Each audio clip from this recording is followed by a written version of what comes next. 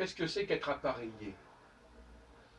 Appareillé, ce n'est pas seulement le fait d'utiliser des fonctions complémentaires, c'est aussi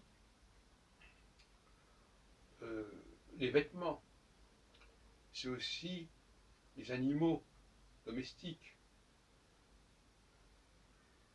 les parures, les bijoux, notamment pour les personnes relativement âgées, parce que ça fait une sorte de contraste entre l'âge de la personne et la nouveauté ou la jeunesse d'un animal que l'on tient en laisse, ou la nouveauté d'une paire de lunettes, d'une voiture qui a quelques années au plus, alors que soi-même on peut en avoir 50, 60, 70. Ça donne une sorte de, ça fait le change, ça donne le change en quelque sorte. Je sais pas, une dame de 70 ans qui va mettre des lunettes qui viennent d'être fabriquées, il y a une espèce de contraste entre l'ancien et le nouveau.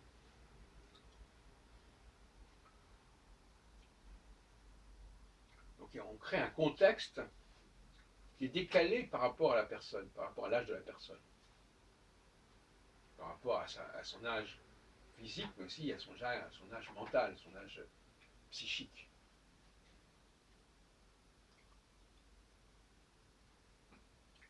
Une des raisons pour lesquelles les animaux familiers, notamment les chiens, sont prisés, c'est à cause de cela. Parce que ça introduit une jeunesse.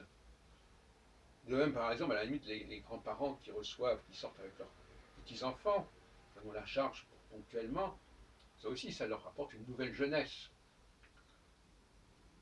Ça crée une sorte de confusion dans la perception globale. Et c'est un peu ça qui est recherché, créer de la confusion, donner le change. Alors je ne parle pas évidemment des appareillages téléphoniques ou autres, qui alors eux, carrément, apportent une fonctionnalité nouvelle, qui là encore va brouiller les pistes.